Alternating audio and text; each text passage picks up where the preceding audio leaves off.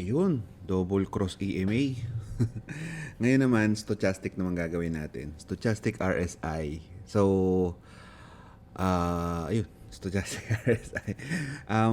May gumagamit ba sa inyo noon? I'm pretty sure na maraming gumagamit sa inyo. And, ayun, maganda yun eh. Na entry strategy and some uses that, kasi may oversold.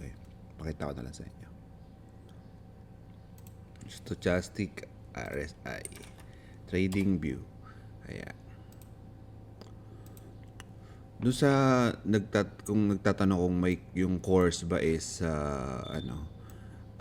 oo, kung gusto mo mag-enroll, okay lang naman. Ito, pwede mo na 'tong magamit kapag yung just just dabbling around muna, 'di ba?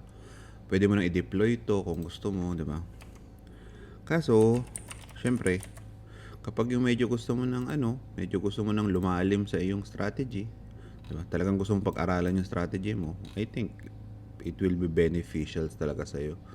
Kasi most of the students ko are coaches, prop firm traders because may mga strategy sila na gusto nilang i-refine and yung iba specifically ginagawa nilang EA and yun yung pinapara nila sa mga prop firms nila.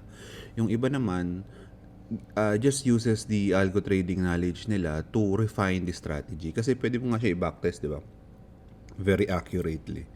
Tapos, syempre, malalaman mo na yung mga win rates, malalaman mo na yung mga everything, di ba?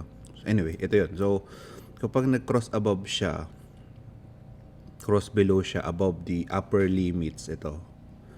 Tapos, nag-cross below siya, below the upper limits. Di ba? Yun yung mga signals niya. Ang maganda dito, hindi katulad ng MACD or whatever pa na is, siya, mayroon siyang parang oversold over. So ito mga to, hindi to mapapakinggan yung mga nasa loob ng limits, di ba? It's a very wala ka nang masyadong kailangan gawin kasi dito sa stochastic na to eh. Kailangan mo na lang timing yan, kailangan mo na lang lagyan ng magandang bias. So maganda tong strategy na to. So ayun. So ayun nga. So most of my students are professional traders. So, di ba? Baka nga yung coach mo, baka nga yung coach mo, student ko, yung IB mo, coach ko. Yung IB mo, student ko pala, di ba? Malay natin, yun yung doon. Anyway, start na natin to. Stoic. Stochastic. Ayan. Finish. So, for the stochastic, so, ang gagawin ko lang dito, papalitan ko lang itong mga to. Lilinisin ko lang. Nakakatamad eh. Ayan. Ayan. Linis. And linis. Ayan. Okay, so anong una natin gagawin? Ang una natin gagawin is lalagyan natin ng tawag doon? Lalagyan natin ng parang library na kailangan natin, which is ano nga ba yung library na kailangan natin? Yung dito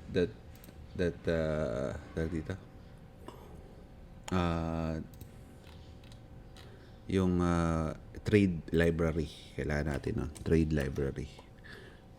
library which is include, so include, ayan, include, tapos kailangan natin ito, sa loob nito is my trade, tapos backslash ba to, o backslash o forward slash, hindi ko talaga trade.mqh. Ayan, ayos. Ayan, okay, so after that lalagay na natin, pwede na tayo maglagay ng mga inputs. So pwede natin lagay lot size muna, lot size double to dapat, di ba? Lot size is equals to 0.01. Okay, input is double again, SL price, stop loss is equals to 200 points. Yan, 200 points, 0.0. Tapos syempre input RR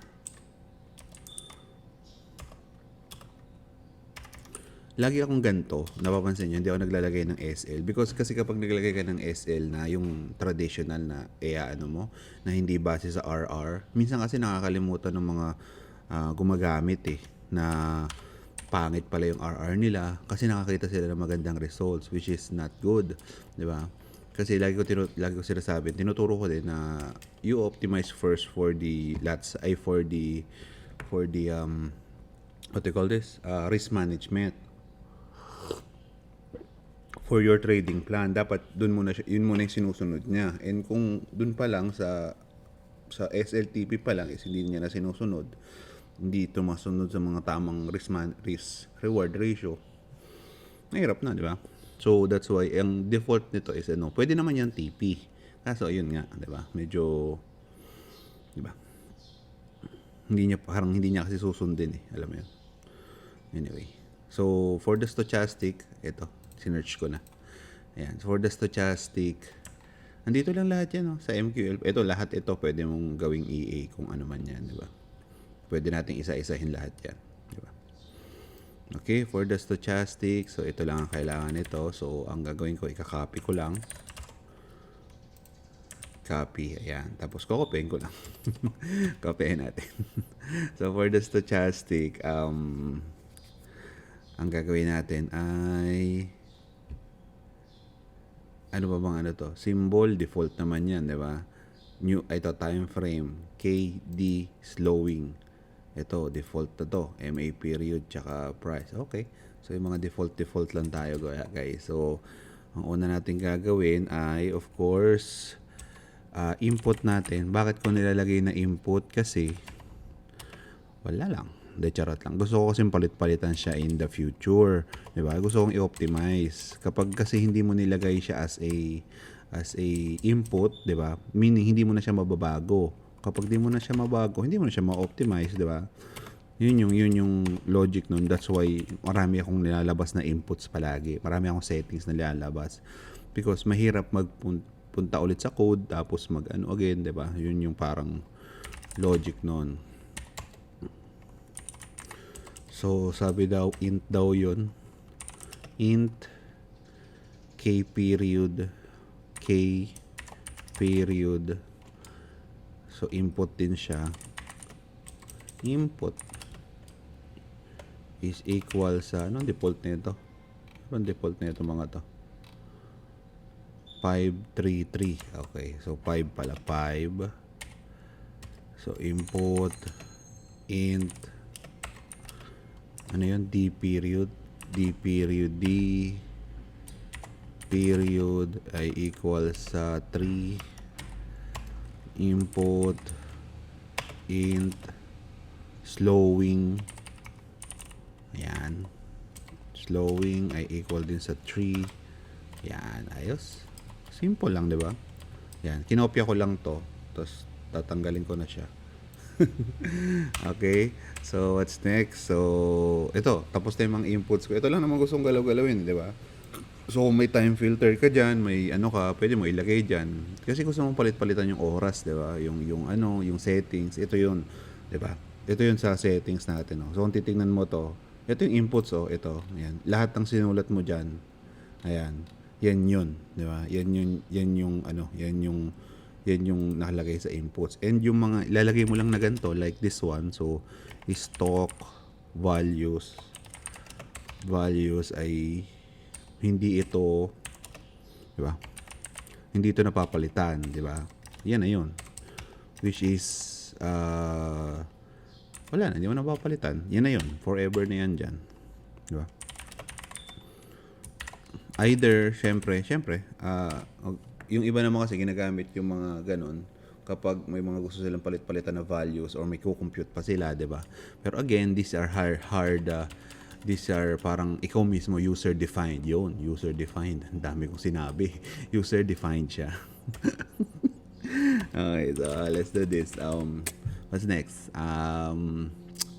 Kailangan natin siyang i-declare. So, stochastic values,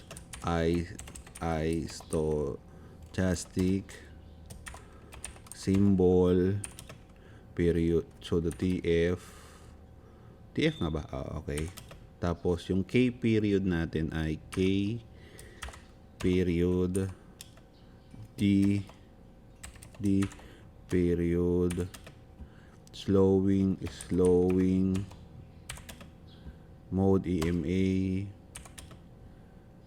isto close tayo, close, ayan, ayos, diba? That's the default. Yung unang option is always the default. Okay, so yan na yun, diba? So simple, diba? Dali lang pala nito. Anyway, so siguro para di tayo malito, diba? Di tayo malito doon sa code kasi yung iba nalilito daw. So magde-declare ako dito ng mga iba't ibang bagay-bagay na iba't ibang yung previous close EMA, previous close signal, previous close. Okay. So candle 1. So can 1 signal, can 1 main kasi dalawa 'yun, 'di ba? Main. Ano pa? Can 2 signal. Nalilito kasi sila eh. Can to main. Ayan, ayos. So, ito na. Para i-assign ko, hindi lang array-array yung ilalagay ko. Para at least, alam nyo kung, di ba? Para hindi naman masyadong nalilito kasi sila kapag yung array yung may brackets lang yung nasa logic, di ba? So, pwede mong gawin is i-assign mo siya dun sa values na may ganito, di ba? Para hindi siya, again, hindi siya nakakalito. Ayan, okay. Sige. For stochastic, ang kailangan natin ay ano bang kailangan natin stochastic? So, number 1, syempre the copy buffer. Copy buffer indicator handle na is stochastic. Copy ko na lang, haba. Hindi siya lumalabas. Hindi siya natatab. Okay, so indicator buffer. Ito ang ano natin, ito ang kailangan nating alamin. Ano ba ang signal line at ano ba ang main line? 0 ba o 1? Malalaman natin 'yan dito sa ayan. So ang 0 is main line at signal line ay 1. Ayan, di ba? So buffer's number ito. Ayan, di ba? Ayos, no? So, kung 0 ang ilalagay natin dito, this should be the main line, di ba? So, pangalanan nating main line to. Para hindi tayo So, ilalagay natin yung mga values nito dito. Can 1, can 2, di ba? Ayos, no? Tapos, start tayo sa 1. Tapos, 2 values ang kailangan natin. Tapos, lalagay natin siya sa stoic array. Ayun. So, dapat may main pala dito nakalagay. At meron ding nakalagay na signal. Ayan, di ba? Stoic array main. Ayan. Tapos for the signal line naman,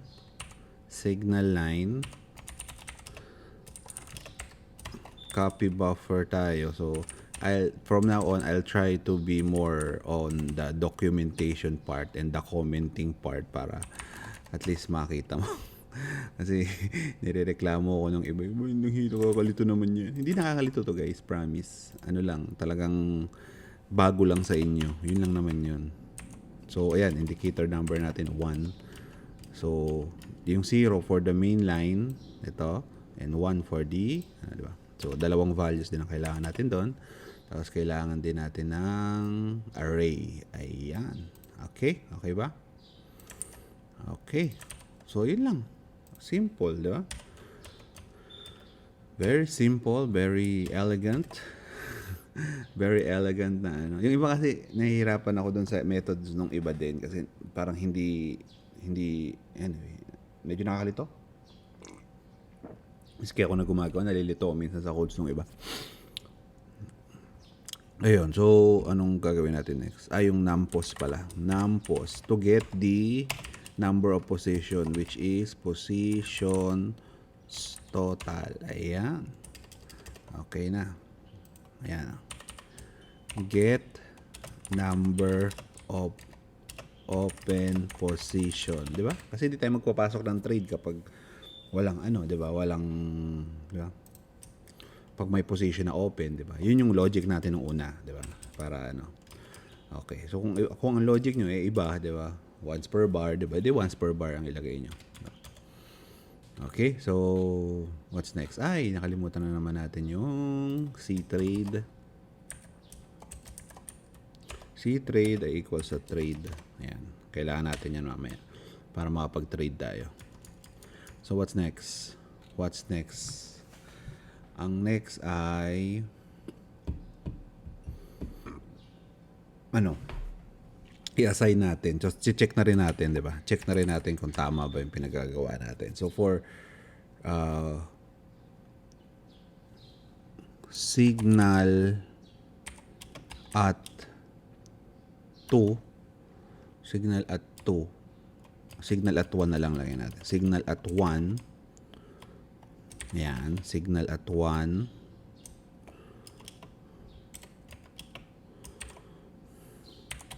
ang signal at 1 should be signal at 1 ito. Pero hindi pa natin na-assign. So assign pala muna natin. So kopyahin na lang natin to lahat, itong double na to. Ito yung mga pa-assign na natin. So ayan. So gawin natin ganito.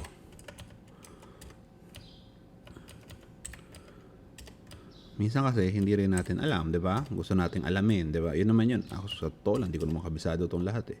So ang gagawin mo, just check it periodically, yung kung tama yung mga values, 'di ba? So signal line should be this one sa 1. So ibig sabihin dapat ano siya? 0, 'di ba? Tapos dito naman ganun din. Pero siya ay 1. Ayan, ayos. Stoic at main 0 at stoic at main at 1. Diba? Tama ba ako? Wow. 2. Oy, 1 pala. Ayan, ayos. Okay, di ba? So, na-assign na natin siya. Ngayon, pwede na siyang i-print para ma-check natin sa backtest kung tama ba yung mga signal at 2. Can 2 signal. Ayan. Okay. Tama ba? Tama yan. So, ngayon, main naman ang ipiprint natin. Main at 1, main at 2. Main at 1, main at 2. Can 1 main, tapos can 2 main. Ayan, ayos, ha? So tingnan natin kung gagana to at walang errors. Benga, may errors. Can 2 main, oops, ito ang sinasabi ko sa inyo, guys. Yan, matik dapat yan. Diba? Bong, yan, wala nang errors, puro kuwit lang, diba? Kuwit ba ang Tagalog yan? Hindi rin ako sure eh. Ano ata yan? Anyway, stochastic. So, test natin. So, let's test. Tignan lang natin yung mga values. Benga. So, ngayon, wala pa siyang kahit anong gagawin. So, tanggalin natin yung grid. Palakihin natin to. So, para makita natin. Kita nyo naman, di ba? Kita nyo dito sa... Oops. Don't save. Ayan, kita nyo naman pala. Okay, so, dito yun, no? Sa journal. So, ayan. So, ngayon, checkin natin. So, ang signal is usually yung makulit. So, this is the signal line. Ito. Itong ano. Ayan. So, ngayon, dapat at signal 1, ito, this is the 1, di ba? So, dapat, balik natin yung grid. Hindi ko maitama. Ayan. So, signal 1 should be like this. So, 80 dapat siya. 79, ayan, 79. Signal at, mali na agad. Main at 1, main at 2. Yan, tingnan mo sa ilalim. So, ito, 78.87. Ito, 78. Pero ang nakalagay, main at 2. Di ba? Main line, ayan. Tapos, itong main at, main at 1 should be 46. Ayan, oh. So, nagkabaliktad nga siya. 1 tsaka 2, di ba? Tingnan natin sa signal line naman. Sa signal line naman, which is this one, 57 dapat siya. 2 ang nakalagay. Ayan, 2 ang nakalagay. Dito, 57. Ito. Tapos, ito naman, 37. 35 pala. 35 at 1. So, nagkabaliktad siya ng numbering. Lagi ako nagkakamali yung ganun. Buti na lang, chinecheck natin, di ba? So, lagi mo lang i-check, di ba? So, ang mangyayari pala is, palitan natin to ng 2, 2, at 1, at 1. Ayan. Tapos, palitan natin to ng hindi na pala natin ito dapat palitan. Okay. So, pinalitan na natin yung mga values nito. Diba? Okay. Stop. Compile. Play. Play. Run pala. Play. Ano yan? MP3. Okay. So, what's next? So, ang next natin ay ito. Refresh. Test natin ulit. Saan na? Ayan. Okay, so let's test it, di ba? Main at 100. Ay, umabot siya doon, no? Ba't kaya gano'n? Okay. So, main at 100 at candle 1, ito. Yung main niya should be, main at 1 ay 100. Uy, tama. Tapos, main at 2 should be 82. 82, tama. Tapos, yung signal at, is 76. Uy, signal at 1, tama. Tapos, signal at 2, 53. 53. Signal at 2, tama. Okay na. No problem. So easy. Ayan, okay. Sige. Next na gagawin natin ay... Ano next natin gagawin? Close natin to. Pwede natin gawan yung logic. Di ba? Sobrang simple lang. So, So, ang first buy condition natin, if mainline, so can 1 main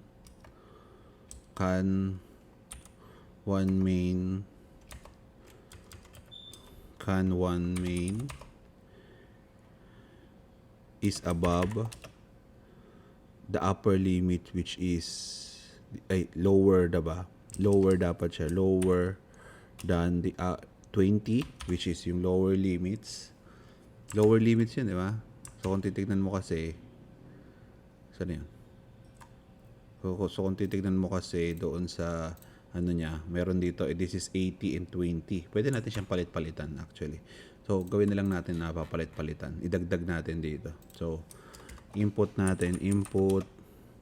up, double siya, upper limits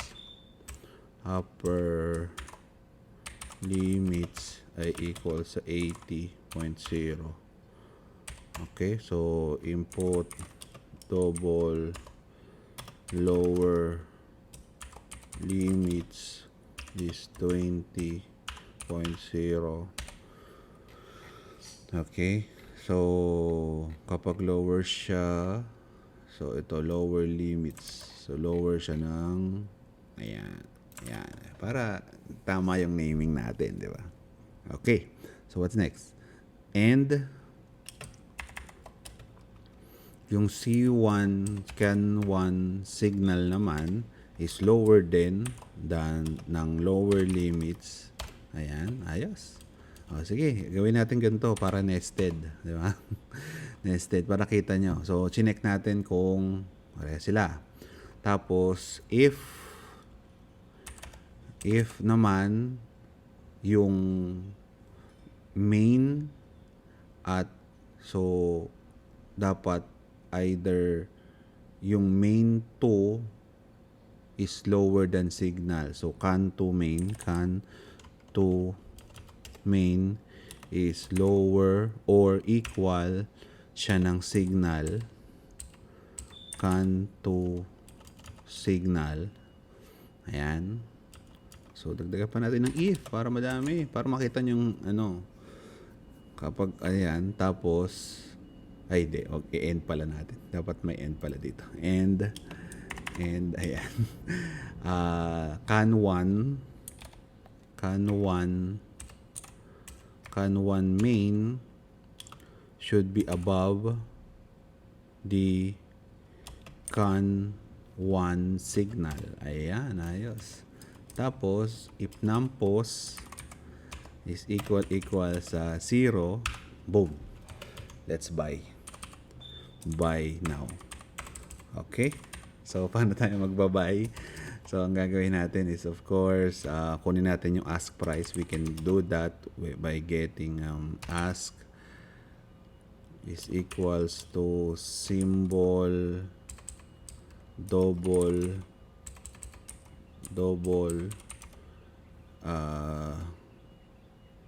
symbol, ano nga ba yun?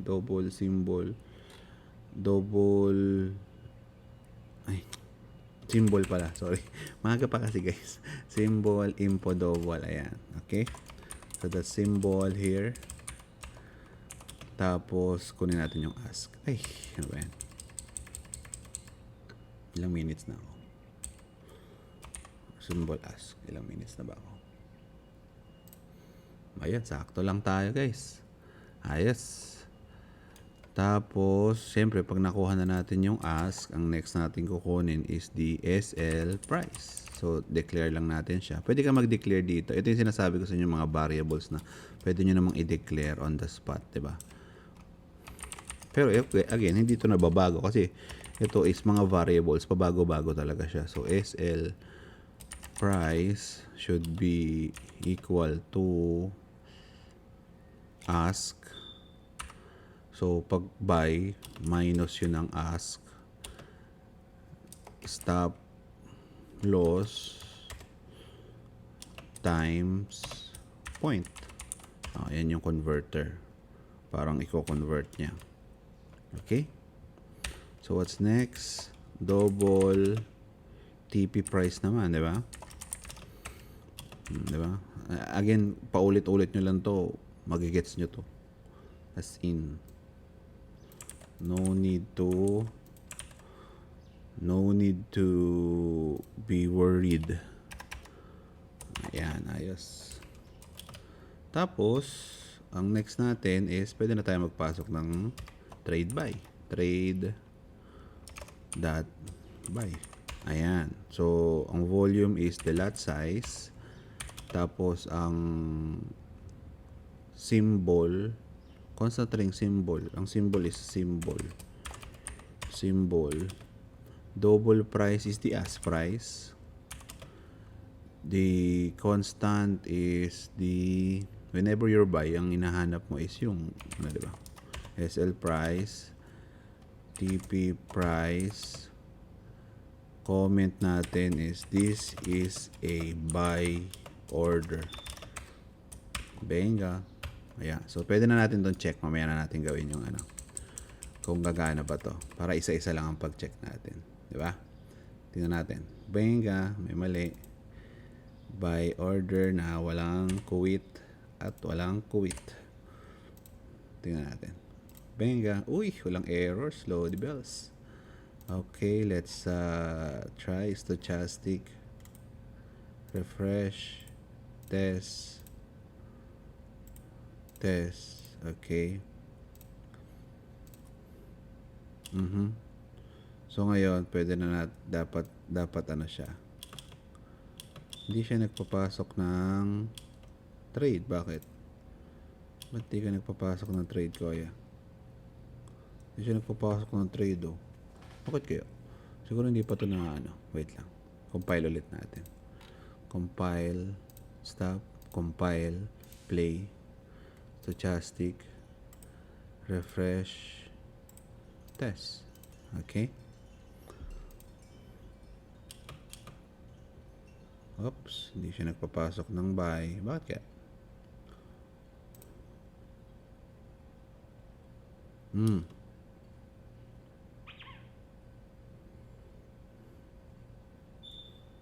Wait lang, debug lang natin.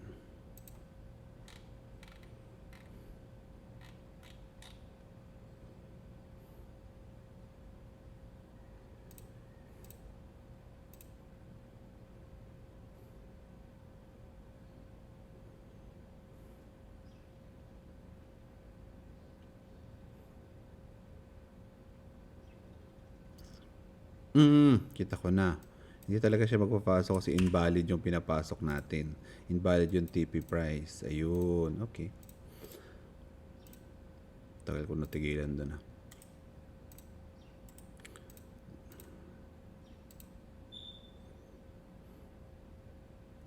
Natin nga nagpasok na siya, di ba? So panoorin ulit natin. Ang nangyari, hindi pala siya, yung pinapasok niya is, subok siyang pumasok ng trade, ayan. Kaso, ang problema, ayan, ayan, perfect, ang ganda, ang perfect, ang ganda, Lodi, ayan, isa pa, ito na naman, ang ganda, ito yung cross, ito yung tapos pasok siya, ganda, perfect. Perfectly done. Ito, may papasok na naman. Uy, nagpasok na naman siya. Ito yung cross. Ito yung candle natin. Boom. Tapos pasok siya. Perfect. Diba? Kaso na SL lang na SL.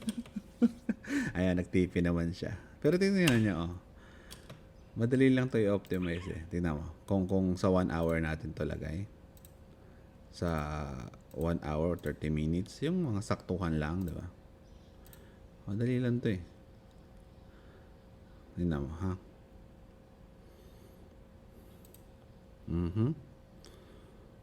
Diba? Sobrang ganda nitong indicator nito kasi konti lang talaga, literal na timing lang ang literal na timing lang yung aasikasuhin mo, di ba? Anyway, anuhin na natin yung sell. So copyhin lang natin 'yan. Palitan lang natin 'to ng upper limits, di ba? Upper limits at upper limits. Okay. Tapos, dito naman, instead na babalik rin lang natin itong mga to. Diba? Diba? Simple. Ngayon naman, ito naman, papalitan lang natin to ng bid. Tapos, ito, symbol bid naman to, diba? Simple bid. Ayan. Tapos, ang next is, papalitan natin ng bid. Instead na bid, plus dapat yan, minus dapat to, bid. Ayan. Tapos, dapat bid to. Diba? Alright. Rock and roll. Tapos ito, trade sell. Diba? Sell. Ayan. This is a sell order. Diba? This is a sell order. Teka lang, haba na ata nito. Okay lang, sakto lang. Okay, so ayan na. So let's try this. Okay, so tama siya. Tingnan natin ng backtest na. Refresh. Test. Boom. Uy, ayan na. So 1:2. Tingnan natin kung gagana siya. Diba? Ganda, no? Maganda talaga ang stochastic. Isa to sa pinakamagagandang indicators na dahil nga medyo all-in-one na siya. Tingnan mo yung settings natin. Inputs natin, no? Ito, 'di ba? Ang konti lang din ng mo, 'di ba? Ito walang optimization. Tingnan mo yung natin. Kumita tayo and with the win rate of 41.18, 'di ba? Sobrang ganda na. Pero ilang months lang din naman 'to, 'di ba? So ito pwede mo nang i-manual agad to di ba? Sa manual trading mo 1:2, di ba? O paano pag 1:3 natin? Kunwari lang naman. Kunwari lang. Di ba? Depende pa yan kung baka mas maganda pa di ba? Lalagyan pa natin ng mga ibang features, di ba? Alam mo yun? Lalagyan pa natin ng di ba? ano pa siya, gaganda pa yung results niya, 'di ba? Lalo na kung may bias siya, gano'n. Or ang pinakamagandang ano is, pambias is the timing eh. Timing nung ano niya. Yung times of trades, di ba? Yun yung pinifilter natin. Kasi kung titingnan mo sa backtest results, Wednesday yan. Wednesday, pangit. Tuesday, pangit, di ba? Alam mo yun. Tanggalin na yun, di ba? So, yun. Pwede na agad yun. Malaki na agad ang mababawas doon. Pero again, you can optimize that on your own kung anuhin mo, di ba? Ayun. So, to optimize, punta ka na sa fast generic. Siguro, ang pinakamaganda mong i-optimize here is the time frame first. Diba? Para malaman mo kung saan ba maganda. Diba? So, sabihin na natin, pinakamaliit natin is M15 at 12 hours. Tapos, RR natin is sabihin na natin, mag-start siya sa 2.25 at 3. Ayan. So, yung RR natin. So, tingnan natin kung saan gagana. So, clinic ko lang, test na niya, ililista niya na sa akin. Ayan, ililista niya na. Diba? Boom. Ayan. So, ang pinakamaganda pala is 2.75. Ayan pala eh, oh. 2.75 na RR. For the very recent market movement. So, 2.25 pala ang RR na maganda. Diba? 2.25 na RR yung maganda. Tapos, alam mo yun, pwede na. Diba? Pwede mo na yung anuhin. So, saan daw yun? So, that's in 30 minutes sa M30. Tapos, dapat ang SL mo is 200 pips. Sa Euro USD lang to ha. Yan o, sa Euro USD lang tayo nagtitest. Ganun yun. Kapag nagtitest ka, nag-optimize ka, dapat doon ka lang mismo. So, you can optimize for other currency pairs naman eh, di ba? So, di ba? Ayun yung inaano natin. 42% win rate. Stochastic, nag-iisang indicator lang, di ba? Alam mo yun? Ito, isa to sa pinakamagandang indicator. A very high win rate indicator. So, 1:2, di ba? Alam mo yun? Pero syempre, pag bumaba yung win rates, pag bumaba yung ano mo, tataas din yung win rate mo, bumaba yung RR mo. Pero syempre, ang gusto nating sundin is the proper RR, di ba? Yun yung proper way of to trade talaga eh, di ba? Hindi yung mataas yung SE, maliit yung TP, mataas ang win rate mo. Pero wala lang din yun, di ba? Parang niloloko mo lang sarili mo noon, di ba? Ayun, so okay. Ayan, di ba? Ito, wala nang time filters na kailangan. Pwede mo na isa lang agad to, oh. Very nice. Ayun. So, if you want the code, so ito yon, isa-isahin natin, di ba? So, ito is the input. So, as in rekta na to, pwede mo na tong anuhin, di ba? Tapos, on init, which is the stock values, di ba? Ayan. Tapos, dito naman, the logic is here. Ayan. The logic, tapos ito chinik lang natin, kaya natin piniprint because we're checking. Tapos inassign, ito yung ibang ginawa natin today. Nag-assign tayo ng sum, paano ba yan? Yan. Tapos of course, the logic is in here. The buy logic. And the sell logic. Ayan, di ba? So, medyo pangit lang itsura siguro. Yan, di ba? Para ano. So, hindi na natin siya pinagkakasya-kasya sa isang line kasi napapagalitan ako ng mga ibang ibang nanonood. Ano ka ba? Hello? Sorry na post. Ayan, oh. Pwede nyo na itong screenshot, whatever, di ba? Or pwede nyo sundan yung video. Pag sinundan nyo kasi, masasanay kayo. Baka magustuhan nyo pa, di ba? Ayun lang naman. Anyway, episode 4. Good morning.